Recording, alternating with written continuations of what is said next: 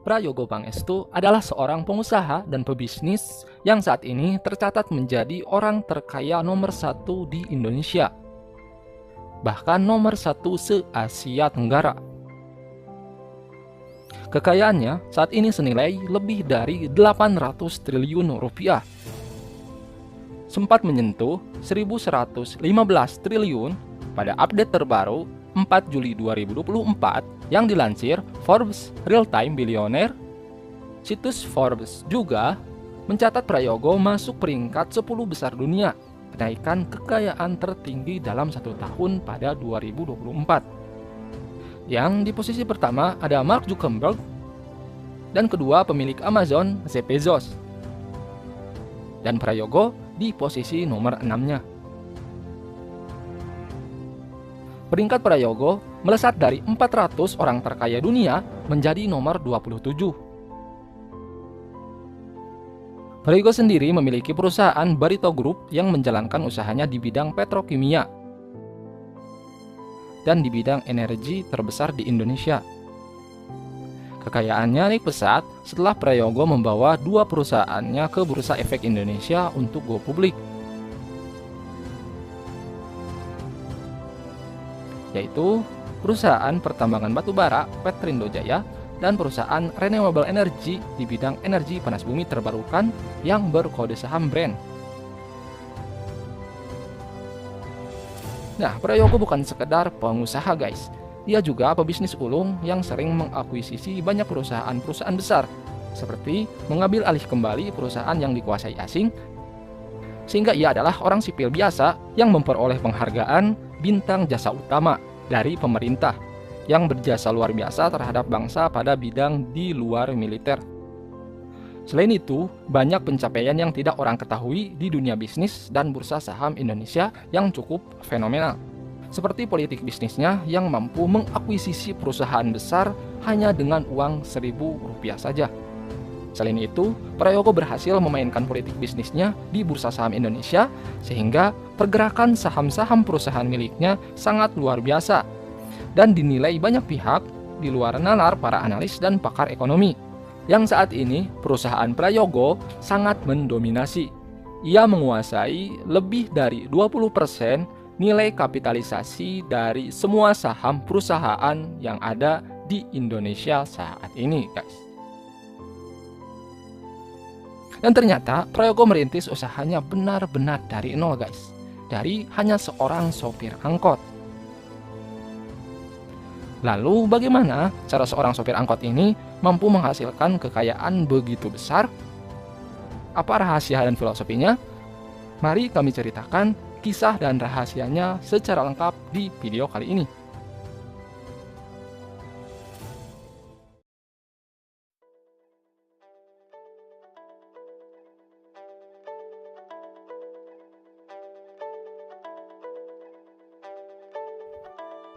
Ya, Prayogo Pangestu memiliki kisah yang cukup inspiratif di awal merintis karirnya. Prayogo Pangestu lahir pada tanggal 13 Mei 1944 di Bengkayang, Kalimantan Barat. Orang tuanya dikenal sebagai pengumpul getah karet atau penyadap karet kecil. Terlahir dari keluarga yang biasa, membuat Prayogo Pangestu merasakan kehidupan yang sulit sejak kecil. Pendidikan sekolahnya ia hanya bisa selesaikan hingga bangku SMP. Itu pun untuk bisa lulus, ia bekerja paruh waktu dan juga membantu ayahnya. Untuk merubah kehidupannya, sesudah lulus SMP, Prayogo kemudian mencoba mengadu nasib ke ibu kota Jakarta. Namun, setelah beberapa lama di sana, ia tak kunjung mendapatkan pekerjaan.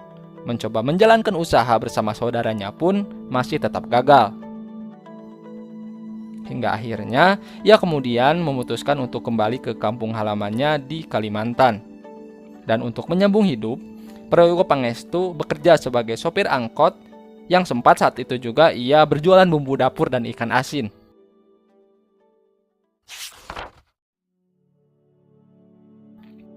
Saat sedang menjadi sopir angkot, Prayogo bertemu dengan pria bernama Burhan Urai. Burhan Urai ini ternyata pengusaha kayu asal Malaysia. Sehingga pertemuan inilah yang mengubah arah hidupnya. 9 tahun menjalani supir angkot, akhirnya kemudian Prayogo diajaknya bekerja di perusahaan Burhan Urai, yaitu PT Jayanti Group. Tentu saja ia tidak sia-siakan kesempatan itu, ia tidak menolaknya. Kemudian, akhirnya Prayogo bekerja di perusahaan PT Jayanti sebagai yang mengurus hak pengusahaan hutan atau HPH. Walaupun dari seorang supir angkot, namun Prayogo bisa beradaptasi dan memanfaatkan situasi untuk mempelajari perusahaan karena memang ia juga bercita-cita menjadi pengusaha sukses seperti Burhan Urai di kemudian hari. Sehingga dalam pekerjaannya ia sangat bekerja keras. Dan lebih dari itu, ia mengambil kesempatan mempelajari tentang bagaimana perusahaan itu bekerja, manajemen, tata kelola, dan aturan bisnis di perusahaan tersebut. Sehingga hanya dalam waktu 7 tahun saja, ia bisa berhasil diangkat menjadi general manager di anak perusahaan Burhan Urai, yaitu pabrik Hollywood Nusantara di Gresik, Jawa Timur.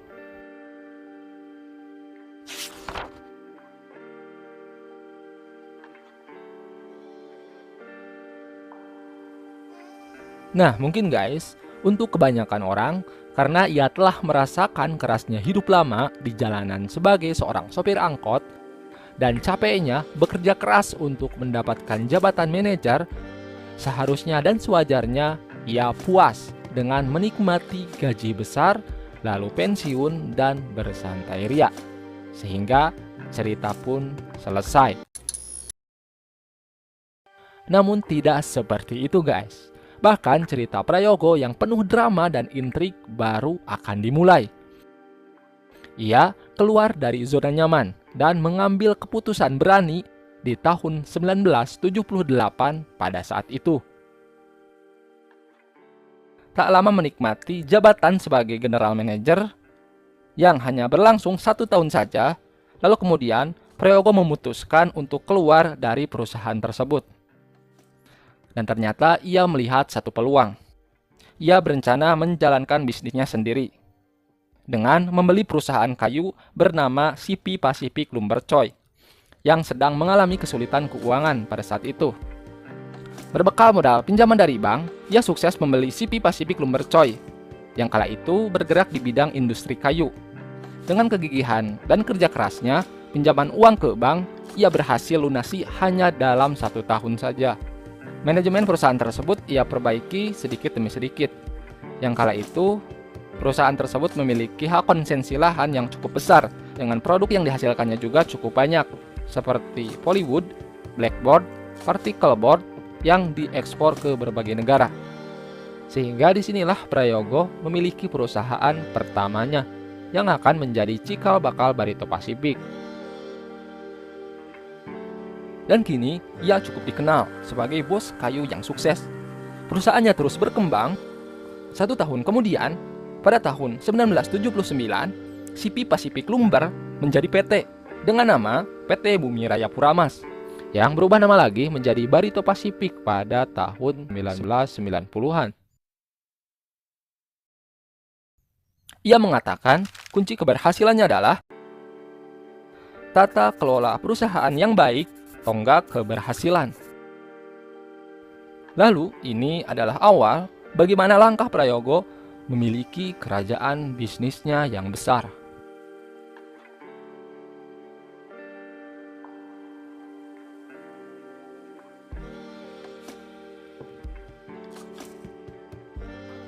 Namun bukan hanya tentang tata kelola. Lebih dari itu, ternyata Prayogo memiliki kecerdasan dalam berbisnis. Ia memiliki kemampuan dalam berpolitik bisnis seperti negosiasi dan kemampuan akuisisi perusahaan.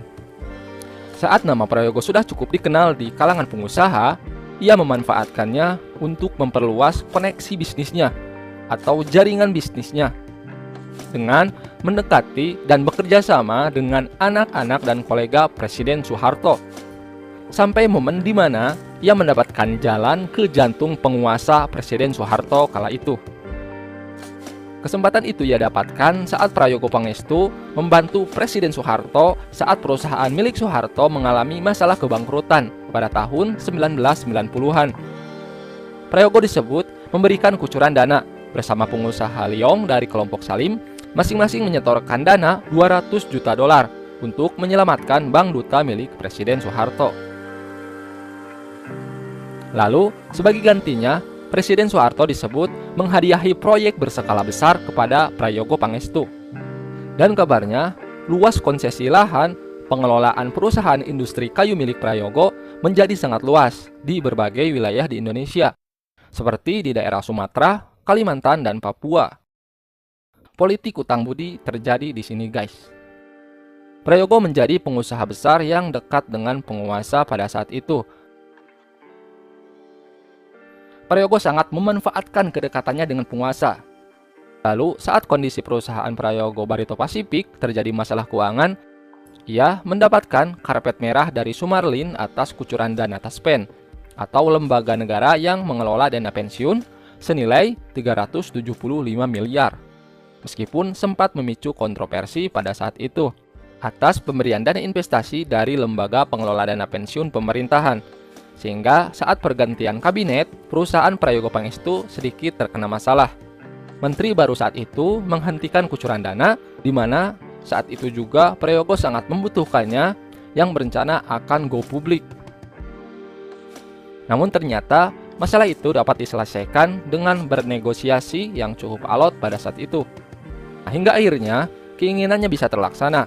Barito Pasifik memperoleh pernyataan efektif untuk melaksanakan penawaran umum perdana saham atau IPO pada 11 Agustus 1993. Dengan nama Prayogo yang cukup dikenal sebagai bos kayu yang sukses mengelola perusahaan kecil hingga besar dan kedekatannya dengan pemerintah, hingga tidak susah untuk mendapatkan investor di pasar modal.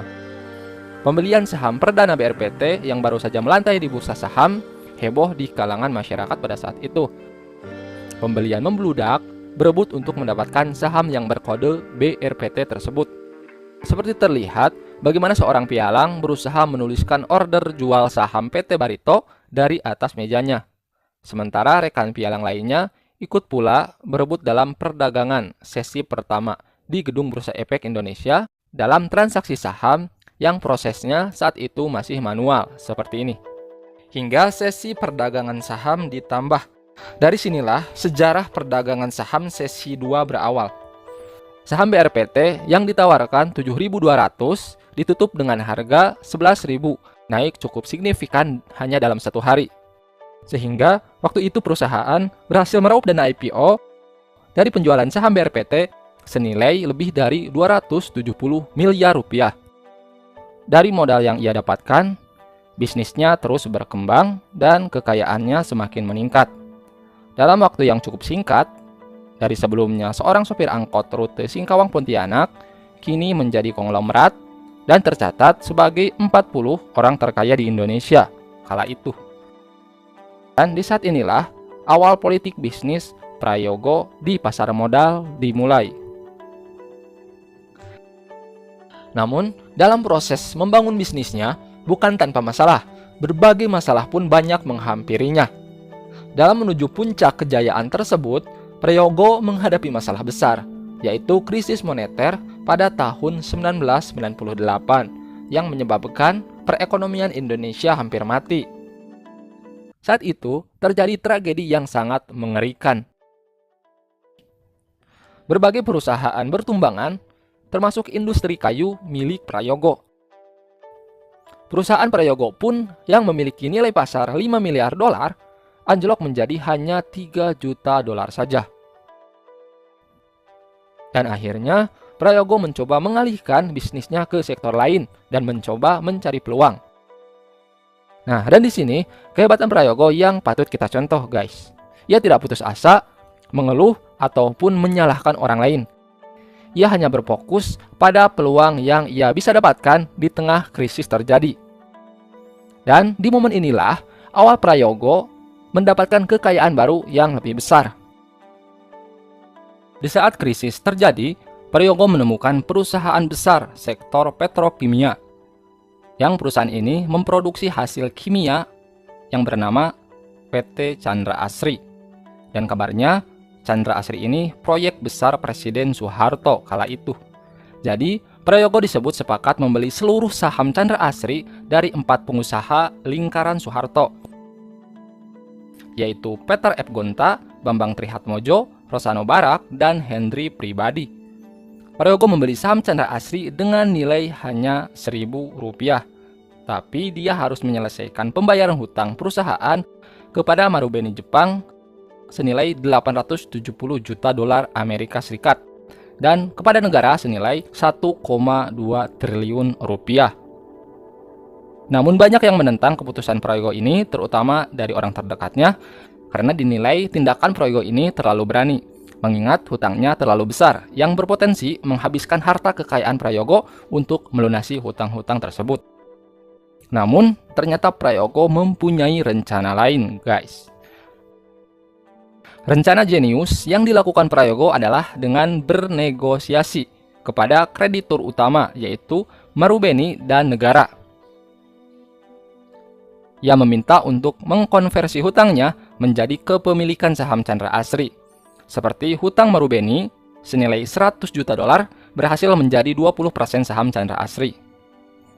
Di sini Prayogo sangat bekerja keras memperbaiki manajemen internal, lalu merestrukturisasi hutang besar-besaran yang berlangsung cukup lama dengan proses yang penuh drama dan berliku.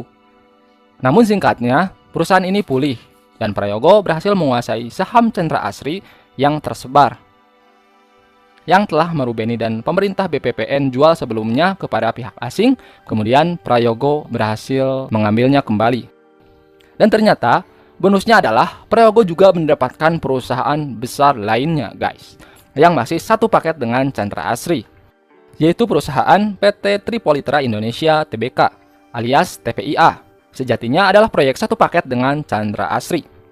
Jadi, jika Chandra Asri pembuat bahan kimia di hulu, sedangkan Tripoliteranya adalah produsen produk hilirnya terkait produk plastik.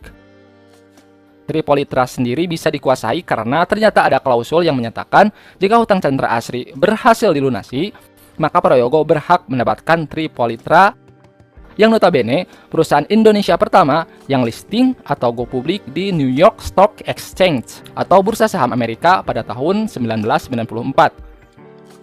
Artinya di sini, hutang perusahaan yang besar itu ia selesaikan hanya dengan cara mengalihkan kepemilikan saham dan mengkonversikannya. Bisa dibilang tanpa mengeluarkan harta kekayaan Prayogo secara pribadi. Nah, untuk modal akuisisinya pun, Prayogo melakukan cara-cara politis yang cukup pintar.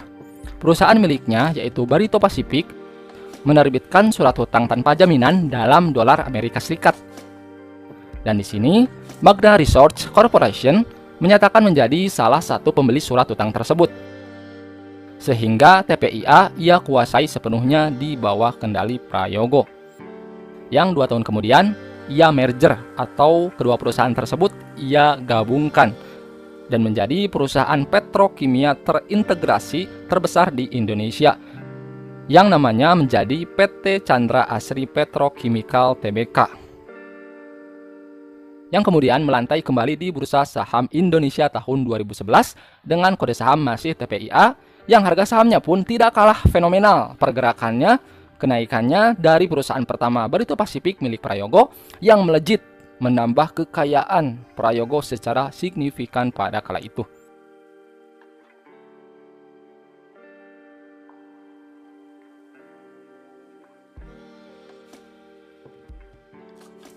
Namun, dengan keberhasilan Prayogo menguasai perusahaan Chandra Asri dengan cara pintarnya tersebut, ternyata membuat ada sedikit polemik dari pemegang sahamnya terdahulu. Perjalanan Prayogo yang penuh drama pun terjadi lagi di sini. Pada tahun 2006 atau 8 tahun setelah Prayogo sepakat membeli Chandra Asri dengan nilai Rp1.000, membuat pemilik awal Chandra Asri, yaitu Henry Pribadi, saat itu mengklaim bahwa saham yang ia jual dahulu sebenarnya hanya dititipkan dan bukan untuk dijual permanen, guys. Nah, lalu tuduhan penipuan pun dilayangkan sampai dibawa ke meja hijau. Pertarungan hukum dan politik pun terjadi di sini. Namun akhirnya, karena tidak ada bukti penipuan, Kepolisian pun menghentikan penyelidikan. Prayogo pun menang dalam pertarungan hukum ini. Dan sekali lagi, Prayogo berhasil mempertahankan kepemilikan atas PT Chandra Asri Chemical. Dan akhirnya, Prayogo Pangestu kemudian mengubah arah bisnis perusahaan Barito Pacific ke bisnis petrokimia dan energi sejak tahun 2007. Lalu, lewat perusahaan TPIA, pada tahun 2013, Prayogo berhasil bermitra dengan pabrikan ban Michelin di bisnis karet sintetik dengan mendirikan PT Sintetik Rubber Indonesia. Dengan kemampuannya bernegosiasi dan akuisisi perusahaan, ia terus mendapatkan perusahaan-perusahaan besar lainnya. Lalu selain itu, Prayogo menjelma bak kolektor perusahaan. Perusahaan apapun terlihat mudah ia kuasai. Lebih dari 30 perusahaan ia miliki saat ini.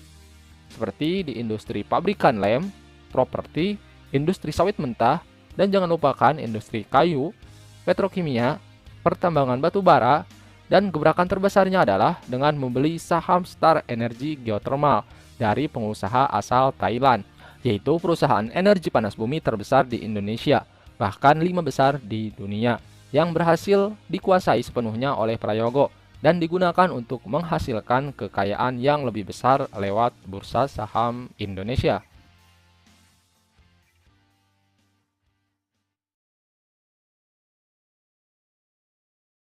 Jika kita berbicara tentang sosok Prayogo Pangestu di bursa saham Indonesia, tidak akan pernah ada habisnya, guys. Meski kepribadian Prayogo terlihat tenang, pendiam, dan pemalu, tapi bisa kita lihat dari langkah-langkahnya, ia penuh ambisi dan lapar untuk mencapai tujuannya.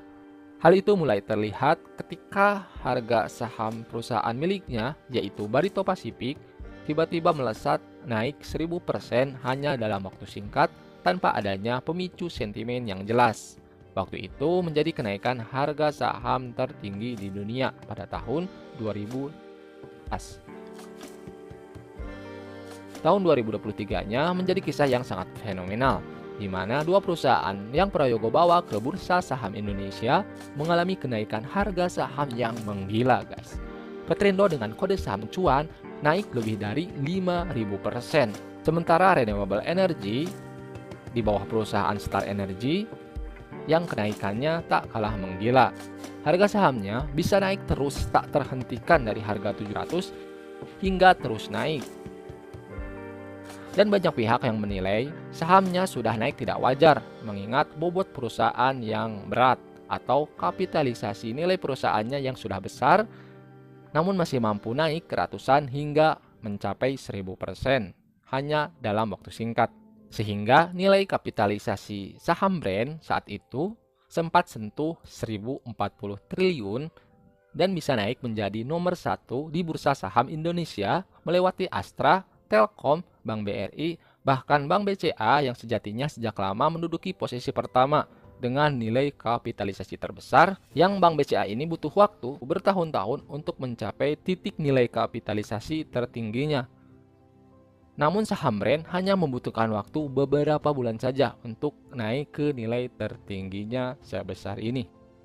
Bahkan aturan BI pun tidak mampu menumbangkan saham perusahaan Prayogo brand ini. Malah aturan bursa sendiri yang tumbang dengan tiba-tiba merubah aturannya ketika brand terkena aturan pemantauan khusus. Brand bisa dengan mudah keluar dari kondisi tersebut.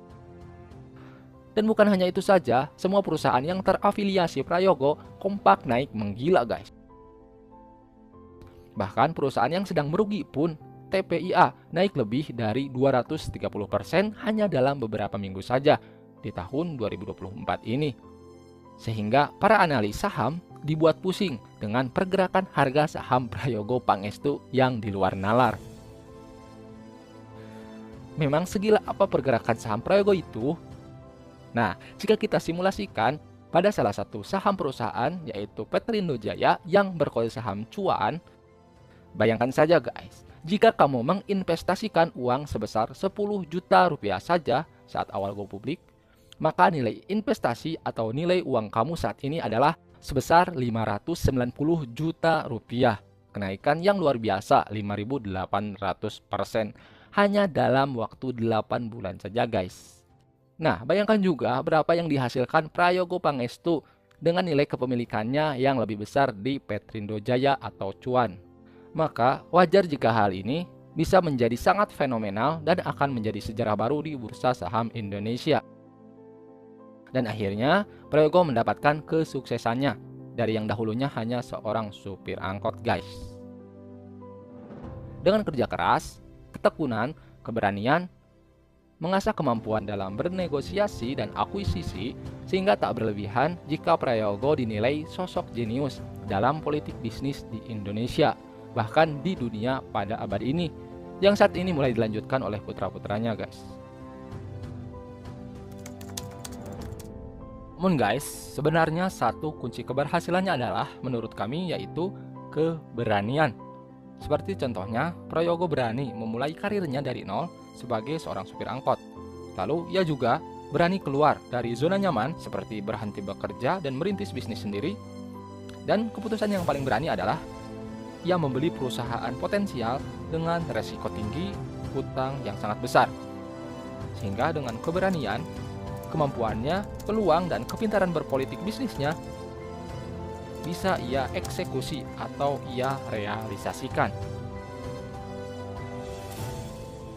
Namun terlepas dari semua prinsip-prinsip yang dimiliki Prayogo yang membawanya ke puncak kesuksesan, segala pencapaian seseorang hakikatnya mutlak ditentukan oleh Tuhan Allah yang Maha Kuasa. Manusia hanya memaksimalkan ikhtiar dan mengembangkan kemampuan yang diberikan Tuhan kepada kita, yang harus kita asah dan maksimalkan. Nah, bagaimana menurut teman-teman? Apa pelajaran yang bisa kita ambil dari kisah Prayogo ini? Silahkan tulis saja di kolom komentar di bawah. Terima kasih sudah menyimak sampai akhir. Sampai jumpa di video berikutnya.